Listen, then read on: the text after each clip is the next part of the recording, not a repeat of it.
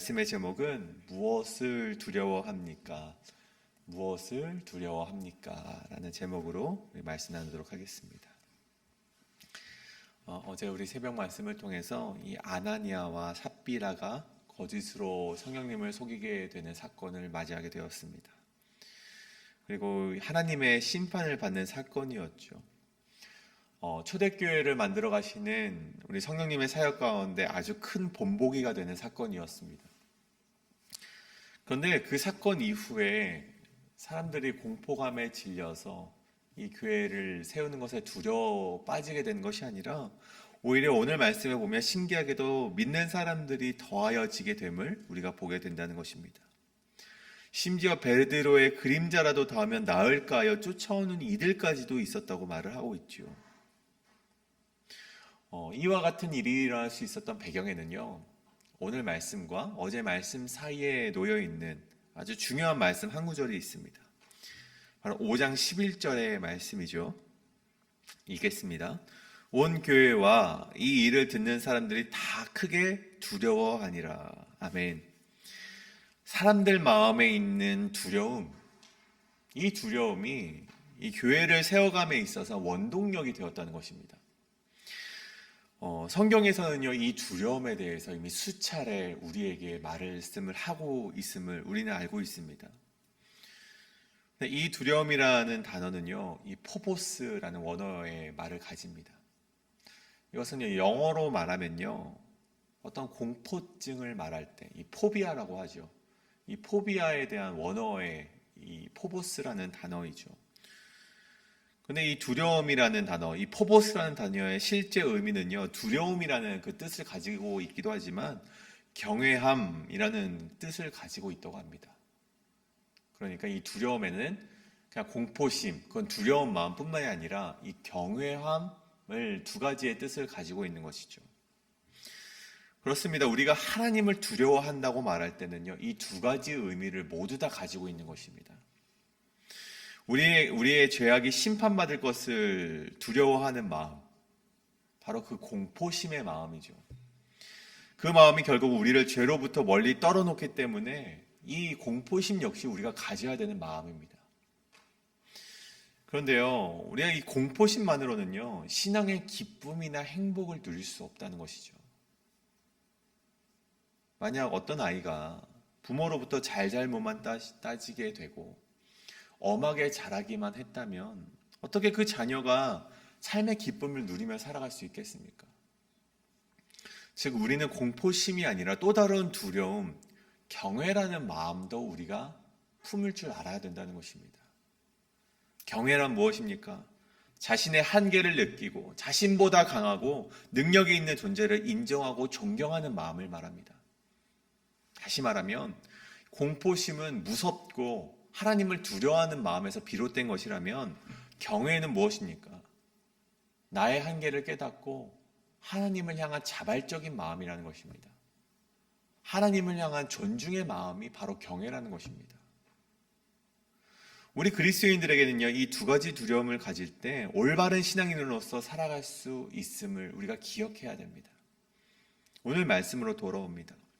그런 두려운 마음과 그 공포심의 마음과 성령님을 경외하는 마음이 사람들 가운데 퍼져나가니 오늘 말씀에서 교회가 더욱 성장해 나감을 우리가 보게 된다는 것이죠. 그런데요, 오늘 말씀 가운데 이것 말고도, 제가 말씀드린 이 두려움의 마음 말고도 중요하게 놓쳐서 안 되는 것이 있다는 것입니다.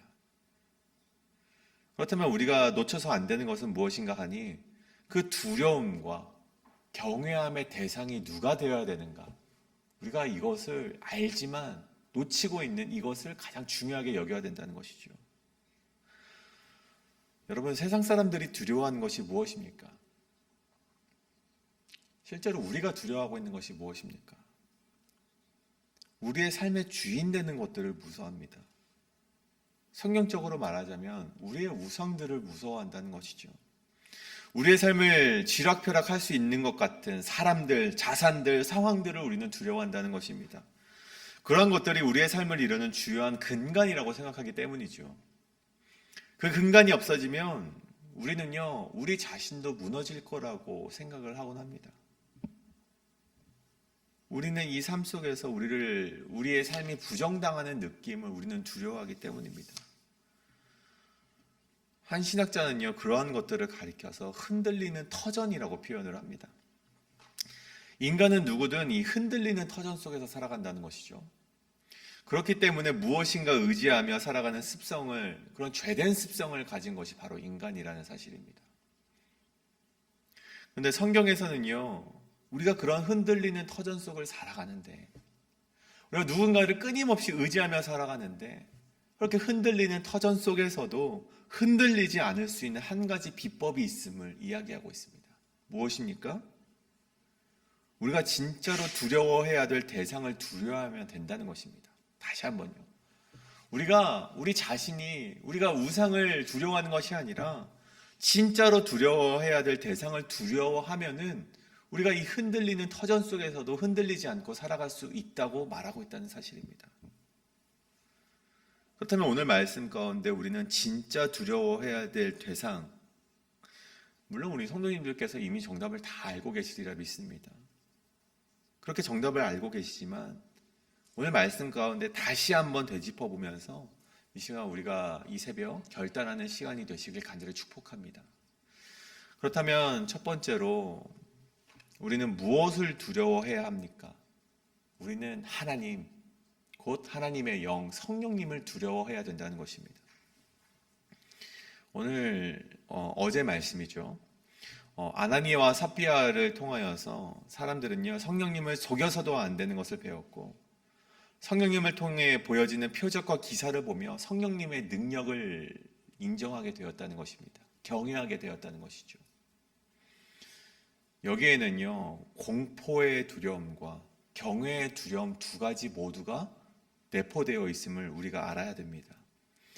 아나니아와 삽비아를 통해서 우리는요, 성령님을 속이게 되면 우리가 심판을 받을 수 있구나 라는 공포의 두려움을 가져야 됩니다. 그래서 성령님 앞에서는 죄를 지으면 안 되는구나, 그 죄성을 돌이키는 것을 우리가 배워야 되는 것이죠. 또 한 가지는요, 사도들에 의해서 나타나는 표적과 기사를 통해서 우리들로는 고칠 수 없는 능력과 그 한계를 뛰어넘는 하나님의 능력이 여기에 있구나, 그것을 우리는 경험해야 된다는 것입니다. 그것이 바로 오늘 이 초대교회의 백성들이, 이스라엘 백성과 유대인들이 경험했던 하나님을 향한 두려움이라는 것이죠. 결국 이 많은 백성들이 하나님을 온전히 두려워하는 이 두 가지 두려움으로 인하여서 교회를 성장하게 하는 원동력을 가지게 되었다는 것입니다. 그런데요, 이미 이것은요, 오래전 하나님이 우리에게 끊임없이 말씀하셨던 것이라는 사실입니다. 신명기 10장 12절에 보면 이런 말씀이 있습니다. 이스라엘아, 내 하나님 여호와께서 너에게 요구하는 것이 무엇이냐? 곧 내 하나님 여호와를 경외하여 그의 모든 도를 행하라. 또 시편의 103편에 보면 이런 말씀이 기록됩니다. 여호와의 인자하심은 자기를 경외하는 자에게 영원부터 영원까지 이르며 그의 은혜는 자손의 자손에게 이르리니. 여호와의 인자하심은 자신을 경외하는 자에게 이른다는 말씀입니다. 그리스도인의 형통은요, 어디서부터 이루어집니까? 그리스도인의 부흥과 성장과 인자하심은 어디로부터 이루어집니까? 하나님을 두려워하는 마음으로부터 시작이 된다는 것입니다. 여러분, 우리가 이 시대를 살아가면서, 이거는 너무나도 오래전 이야기라 생각해서 우리가 그러면 지금은 다르다라고 생각한다면 그거는 오산이라는 것이죠. 우리가 이 시대를 살아가면서 여전히 하나님을 경외한다는 것은 어떠한 것을 의미하는가? 마찬가지라는 것입니다. 똑같다는 것입니다. 죄를 미워하시는 하나님에 대한 우리는 공포심을 가져야 된다는 것입니다. 우리가 죄 가운데로 나아가면 하나님께서 심판하실 것을 준비하시는 그것을 우리는 두려워해야 된다는 것이죠. 또 마찬가지로 또 한 가지, 나의 한계를 뛰어넘는 하나님의 능력을 우리는 즐거이 청종하는 것이 이 시대에 우리가 가져야 될 경외의 마음, 두려움의 마음이라는 것입니다. 더 나아가서 중요한 것이 있다면 하나님께서는요, 은밀한 중에 행하는 죄, 즉 은밀한 중에 하나님을 두려워하지 않는 행위까지도 모두 감찰하고 계시다는 것입니다. 아나니아와 삽비라의 이야기를 통해서 우리가 그것을 알게 되었죠. 그런데 그러한 사건은요, 비단 오늘 보여지는 이 아나니아와 삽비라 이야기뿐만이 아니었습니다. 여러분께서 이미 알고 계신 오래전 이스라엘 백성이 막 요단강을 건너서 여리고 성을 무너뜨렸을 때의 이야기입니다. 그들은 철옹성 같은 여리고 성을 하나님의 말씀대로 행하여 승리하게 됩니다. 근데 그때 여호수아가 백성들에게 이렇게 말을 합니다. 여호수아 6장에서 이렇게 말을 해요. 이 성과 그 가운데 있는 모든 것은 여호와 하나님께 바쳐라. 그리고 그 바친 것 중에 어떠한 것이든지 취하여 너희가 고통을 당하게 되지 아니하도록 오직 너희는 그 바친 물건에 손을 대지 말아라. 이런 말씀을 이스라엘 백성에게 선포합니다. 왜 이런 말씀을 했는가 하면 우리 율법에 보면요, 이스라엘에 속한 것은요, 사람이든 짐승이든 처음 난 것은 다 하나님의 것이었습니다. 처음 얻은 것은 하나님의 것이기 때문에 가나안 땅을 정복하고자 이 여리고성을 정복했던 것이 바로 처음 승리를 경험한 이스라엘의 승리였습니다. 그러니까 이 첫 전리품 역시 자신들이 가져야 될 것이 아니라 모두 하나님께 바치고자 하는 여호수아의 고백이자 신앙이었던 것이죠. 그런데요, 아무도 그 전리품에 손을 대지 않는데 딱 한 사람, 아무도 알지 못했던 아간이라는 사람이 그 전리품에 손을 대게 됩니다. 오늘 이 아나니아와 삽비라와 같은 맥락의 사건이죠. 아간은요, 아무도 모를 줄 알았습니다. 아무도 그것을 보지 않았기 때문에 하나님의 것을 자신의 것으로 훔치게 됩니다. 이로 인하여 어떠한 결과를 맞이하게 됩니까? 아이성에서 그들은 실패를 경험하게 되었고요. 36명이라는 이스라엘 군이 죽임을 당하게 됩니다. 이 아간이라는 사람은요, 하나님의 말씀을 두려워하지 않았고 하나님이 세우신 여호수아의 권위를 무시한 것이 되었고 하나님을 향한 경외의 마음, 존중의 마음, 자발적으로 하나님을 향한 그 기쁨과 고백의 마음을 저버리는 사람이었던 것입니다. 그는 아무도 보지 않을 줄 알고 은밀한 중에 죄를 지었지만 모든 것을 감찰하시는 하나님께서 아나니아와 삽비라를 심판하셨듯 아간과 이스라엘 백성을 심판하셨다는 것입니다. 여러분, 우리가 두려워해야 될 대상이 누구십니까? 은밀한 중에 행하시고 은밀한 중에 우리를 감찰하시고 또 의지하면은 승리를 주시고 형통하게 하시고 부흥하게 하시는 하나님을 우리는 두려워해야 된다는 것입니다. 알면서도 잘 안 된다고 나중으로 미루거나 아무도 보지 않는다고 한 번쯤은 괜찮겠지라는 마음으로 이를 거절한다면요, 우리 인생 역시 아나니와 삽비라의 인생과 다를 바가 없다는 것입니다. 여러분, 우리가 이제껏 얼마만큼 죄를 지었는가는 중요하지 않습니다. 내가 얼마만큼 두려울 것 없는 인생을 살았든 상관없습니다. 중요한 건요, 이제부터 지금 이 순간부터 매일매일 오늘 살아가는 오늘이 내가 누구를 두려워하고 있는가, 이것을 날마다 우리는 상기하며 살아가야 된다는 것입니다. 내가 지금껏 살아온 죄를 주님 앞에 회개하고 자복하고 지금부터 하나님을 두려워하는 마음으로 살아간다면 그것으로부터 하나님은 우리에게 은혜를 베풀어 주신다는 사실입니다. 오늘 이 새벽 결단하는 가운데 하나님을 두려워하시고 하나님을 경외하는 마음으로 살아가시는 우리 성도님 되시길 간절히 축복합니다. 그렇다면 두 번째로 우리는 무엇을 두려워하는가? 사람을 두려워해서는 안 된다는 것입니다.